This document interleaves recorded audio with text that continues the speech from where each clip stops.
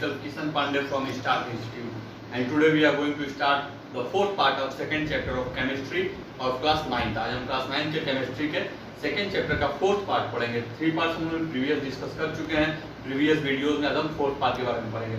And in fourth part first point is that physical and chemical change. Fourth part का first point है physical change and chemical change. So we will go to the definition of physical change and chemical change. What is physical change and what is chemical change? At first, what is physical change? Those changes in which no new substance are formed is known as physical change. वो change जिसमें कोई भी new substance form नहीं होते हैं उन्हें क्या बोलते हैं? फिजिकल चेंज बोलते हैं। ठीक है। तो for example the stretching of rubber, जैसे हम रबर को लेके स्ट्रेच करते हैं तो होता क्या है, जब स्ट्रेच करते हैं तो रबर स्क्वीज कर जाता है, फैल जाता है, लेकिन आफ्टर सम टाइम जब हम छोड़ते हैं वो रबर अपनी जगह पे आ जाता है, वो अपना जो ओरिजिनल स्टेज होता है उसी पे आ जाता है। ठीक है। And in physical change there is no permanent change, it is a temporary change. जो फिजिकल चेंज होता है वो क्या होता है? टेम्पोररी चेंज होता है, परमानेंट चेंज नहीं होता है। And other example is that rotation of fan. और दूसरा एग्जांपल क्या है इसका? Rotation of fan. ठीक है। पहला stretching of rubber band and second वाली रोटेशन ऑफ फैन। एंड जैसा कि हम जानते हैं कि physical change is not a permanent change, it is only temporary change. We can regain its original form very easily. जो उसका ओरिजिनल फॉर्म होता है उसमें बहुत ही आसानी से उसको प्राप्त कर सकते हैं। ठीक है, in physical change. And now we will go to the second one, chemical change. Chemical change हम किसे कहते हैं? We will go to the definition at first. Chemical change are those changes in which new substance are formed. Chemical change वो change होते हैं जिसमें new substance क्या होते हैं? फॉर्म होते हैं, बनते हैं। ठीक है। For example burning of a paper. जब हम कोई भी पेपर को बर्न करते हैं तो क्या होता है? हमें ऐश मिलता है, राख मिलता है, वो पेपर जल के राख बन जाता है। तो we can't get again that ash into a paper. हम लोग उस ऐश को क्या करते हैं? दोबारा पेपर में नहीं बना सकते।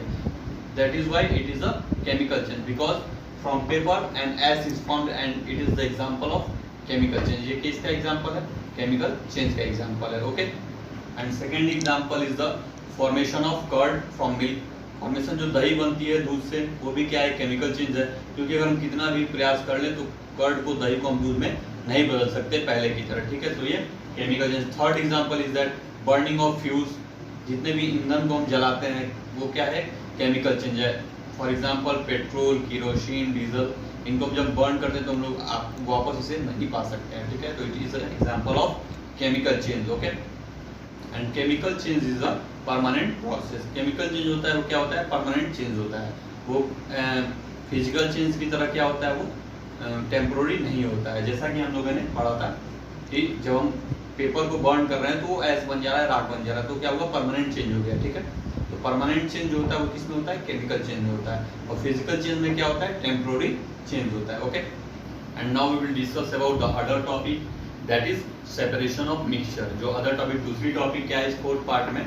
Separation of mixture. मिक्सचर को कैसे हम सेपरेट करते हैं, अलग करते हैं एक मिक्सचर को दूसरे मिक्सचर से, या जो कि उसमें कॉन्स्टिट्यूएंट मिक्स होते हैं उनको हम कैसे एक मिक्सचर से अलग करेंगे, हम उसके बारे में डिस्कस करेंगे। ओके। तो the various process commonly used for separation of mixture from the constituent are the various form of which is commonly used for separation of constituent from mixture are, जो कि commonly use होता है किसी भी mixture को separate करने के लिए। वो क्या क्या है? First one is evaporation, second one is sublimation, third one is magnet, fourth one is filtration, fifth one is distillation and the last one is separating by funneling. Okay, these are the things that is commonly used for separation of constituent from a mixture. ठीक है। ये किसी भी constituent को किसमें से separate करने के लिए यूज होते हैं? मिक्सचर से। ठीक है। and after that we will learn about the separation of mixture and that we will consider 3 cases. अब हम पढ़ेंगे सेपरेशन ऑफ मिक्सचर के बारे में, जो कि जिसमें भी 3 केसेस जो होते हैं उन्हीं को हम लोग कंसिडर करेंगे। ओके। फर्स्ट वन क्या है? Separation of mixture of two solid. Separation जो होगा मिक्सचर किसका होगा? टू सॉलिड का मिक्सचर हम सेपरेट करेंगे। Second one is that separation of mixture of solid and liquid. Second one क्या है? Separation of mixture of solid and liquid. इसमें सॉलिड और लिक्विड का हम सेपरेशन अलग अलग उनको करेंगे मिक्सचर्स को। ठीक है। Third one is that separation of mixture of two liquid. Two liquid के जो मिक्सचर होंगे उन्हें हम कैसे सेपरेट करेंगे उसके बारे में हम पढ़ेंगे। Okay. Then we will at first we will go to the first one. First one क्या था? Separation of mixture of two solid का जो मिक्सचर होगा उसे हम कैसे सेपरेट करेंगे, हम उसके बारे में डिस्कस करेंगे। ओके, तो इसमें क्या क्या प्रोसेस रहते हैं जिसमें हम आसानी से दो सॉलिड जो मिक्सचर है उसको हम सेपरेट कर सकते हैं। तो first one is by adding solution.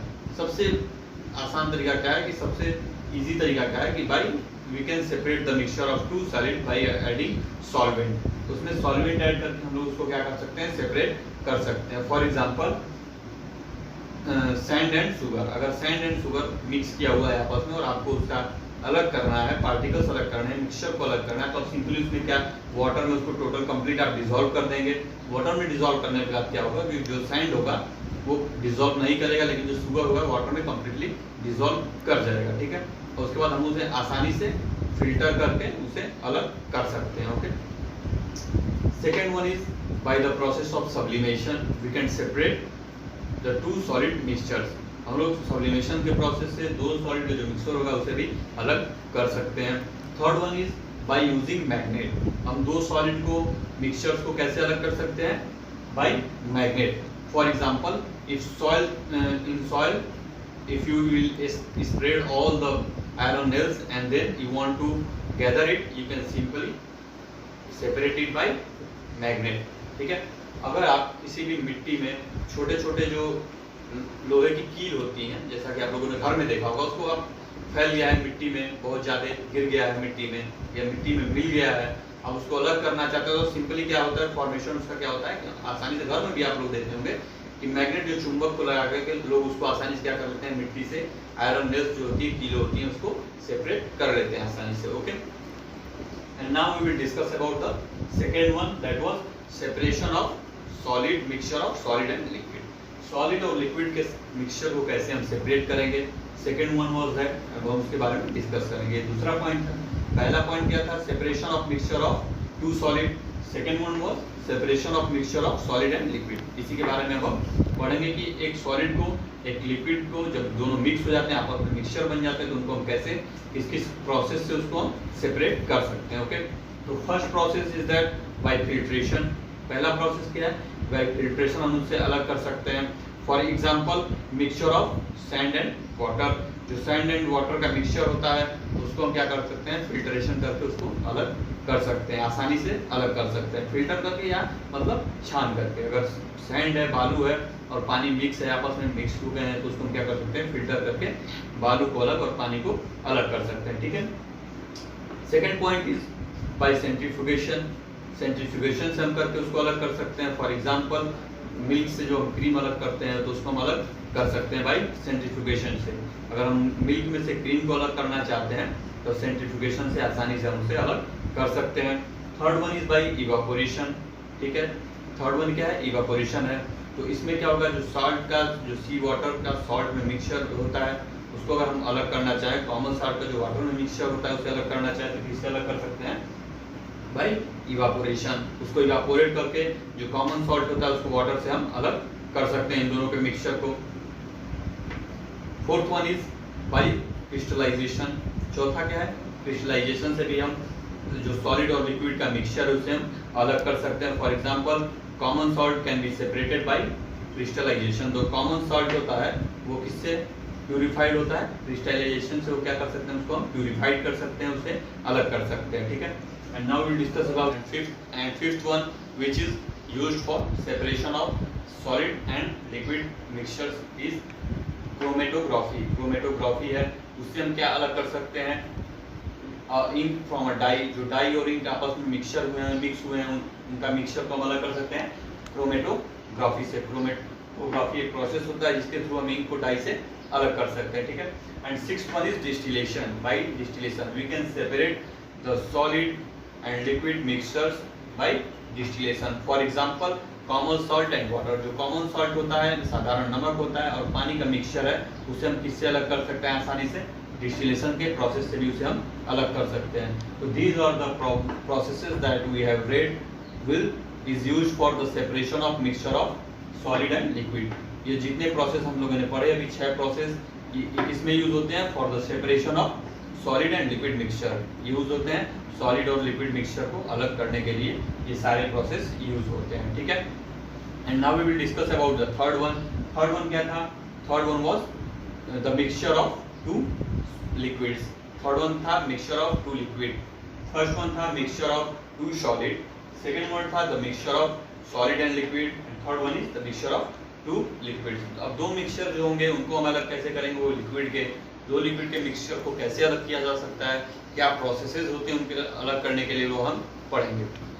And the process which is used for separation of two liquid mixtures is, first one is by fractional distillation. First one क्या है, फ्रैक्शनल डिस्टिलेशन है, जो कि यूज किया जाता है, जो प्रोसेस यूज होता है किसके लिए, दो लिक्विड्स को मिक्सचर को अलग करने के लिए। जो दो लिक्विड के मिक्सचर होते हैं उन्हें अलग करने के लिए जो प्रोसेस यूज होता है वो क्या है, फ्रैक्शनल डिस्टिलेशन। और सेकंड वन क्या है, सेकंड वन है separating funnel. Okay, first one क्या था, by fractional distillation and second one is separating funnel. Okay, तो हम फर्स्ट वन के एग्जांपल पे आएंगे। बाय फ्रैक्शनल डिस्टिलेशन में क्या क्या हम अलग कर सकते हैं, क्या अलग होता है उसके बारे में, ठीक है।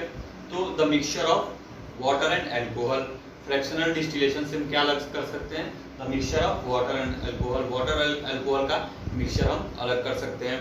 Second one is the separation of to gases like O2 oxygen carbon, इससे भी हम क्या कर सकते हैं, अलग सेपरेशन कर सकते हैं। ओके, एंड बाय, और इसका सेकेंड प्रोसेस क्या था, एक टू लिक्विड्स को मिक्सचर को अलग करने के लिए वो था सेपरेटिंग फनल। सेपरेटिंग फनल इसका दूसरा प्रोसेस था जिससे हम दो लिक्विड के मिक्सचर को अलग कर सकते हैं आसानी से, ठीक है। तो ये किसमें यूज होता है, it is use for separating the mixture of petrol and water, kerosene and water, diesel and water, जितने भी वाटर ऑयल्स हैं, वाटर है, अगर आपस में मिक्स कर दिया जाते हैं, टू लिक्विड का मिक्सचर बन जाता है, उन्हें हम सेपरेट करना हो तो हम कैसे सेपरेट करेंगे, bye separating funnel. Separating funnel use करके और उसके प्रोसेस के थ्रू यूज करके हम पेट्रोल और वाटर को अलग कर सकते हैं, डीजल वाटर को अलग कर सकते हैं, केरोसिन और वाटर को अलग कर सकते हैं आसानी से, ठीक है। तो ये जो दो प्रोसेस थे किसके लिए थे, ये एक लिक्विड, टू लिक्विड मिक्सचर जो आपस में टोटली मिक्स हो चुके हैं उनको अलग करने के लिए ही ये दो प्रोसेस थे, ठीक है।